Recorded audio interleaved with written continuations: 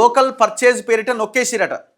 అంటే లోకల్గా కొంటున్నామన్న దాని పేరుతో కోట్ల రూపాయల బిల్లులు నొక్కేసిరట. ఎక్కడ? తెలంగాణ వైద్య ఆరోగ్య శాఖలో జరిగింది.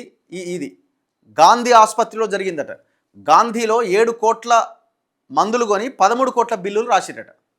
కొన్నదేమో 7 కోట్లు దాని వాల్యూ, కానీ బిల్లులు చూస్తే 13 కోట్లని ఉందట. అంటే ఎంత? 6 కోట్లు నొక్కి పడేసారు. తాజాగా ఇంటెలిజెన్స్ విచారణలో వెలుగులోకి వచ్చిన మందుల కుంభకోణం. రాష్ట్ర వ్యాప్తంగా అన్ని బోధనాసుపత్రుల్లో కలిపి గత 10 సంవత్సరాల్లో 900 నుంచి 1000 కోట్ల కొనుగోలు జరిగినాయట. అంటే అన్ని గవర్నమెంట్ హాస్పిటల్స్లో 900 నుంచి 1000 కోట్ల మందులు కొనుగోలు చేసిరట. వాటన్నింటిపైన విచారణ జరపాలని డిమాండ్. లోకల్ పర్చేజ్ బడ్జెట్ తగ్గించాలని సర్కార్ నిర్ణయం. ఇప్పుడు మీరు ఇది పోయిన గవర్నమెంట్ హయాంలో ఇది చెప్తున్నారు. ఇప్పుడు నిమ్స్ హాస్పిటల్లో మెడికల్ షాప్లకు సంబంధించి వీళ్ళు ఆదాబ్ హైదరాబాద్ వాళ్ళు 1-2 దాంట్లో చాలా పెద్ద ఎత్తున వార్తలు వచ్చినాయి. అక్కడ కూడా అక్రమాలు ఇప్పటికీ జరుగుతున్నాయని. మరి దాని మీద కూడా ఫోకస్ చేయండి. సర్కారీ దవాఖానాల్లో అత్యవసరం పేరిట చేస్తున్న ఔషధ కొనుగోళ్లలో భారీ అక్రమాలు జరుగుతున్నాయి. అధిక ధరలకు కొనుగోలు చేయడంతో పాటు అసలు కొనని ఔషధాలకు కోట్ల రూపాయల బిల్లులు పెడుతున్నారు. రాష్ట్ర ఖజానాకు భారీగా గండి కొడుతున్నారు. రాష్ట్ర వ్యాప్తంగా అన్ని ప్రభుత్వ ఆసుపత్రుల్లో ఇదే తంతు. ఇలా గాంధీ ఆసుపత్రిలో గతంలో జరిగిన ఔషధ కొనుగోలు కుంభకోణం తాజాగా బయటపడ్డది. లోకల్ పర్చేజ్ అంటే స్థానికంగా కొనుగోలు చేస్తున్నామన్న దాని పేరిట 7 కోట్ల విలువైన ఔషధాలు కొనుగోలు చేసి వాటికి 13 కోట్ల బిల్లులు పెట్టిన విషయం ఇంటెలిజెన్స్ విచారణలో వెలుగులోకి వచ్చింది.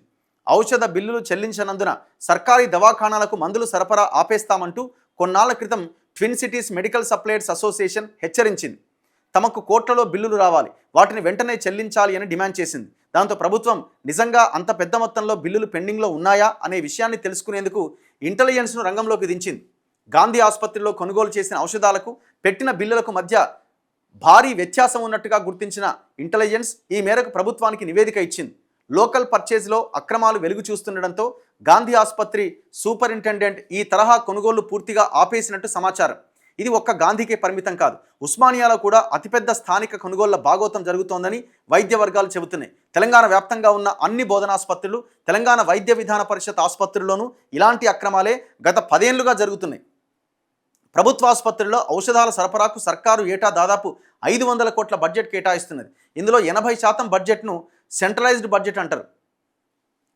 ఇట్లా మొత్తం మింగి అవతల పడేస్తున్నారట. అసలే బడ్జెట్ లేదు, బడ్జెట్ కేటాయించట్లేదు, జస్ట్ 4% బడ్జెట్, మళ్ళీ అందులో మింగుడు. మళ్ళీ మరి ఇక సామాన్యుడికి వెళ్ళే వరకు ఏమొస్తుందండి? డాక్టర్ల జీతాలు, మెయింటెనెన్స్ ఇవన్నీ పోంగా, మెడిసిన్స్ పోంగా ఇంక మిగిలిందేముంది అక్కడ? చివరికి చూస్తే అందులో కూడా కుంభకోణం. సచ్చిన శవాలను కూడా పిక్క తింటారా నాయన మీరు? సచ్చిన శవాలను కూడా పిక్క తింటారు. బా, ఏం ఘోరం అసలు ఇది.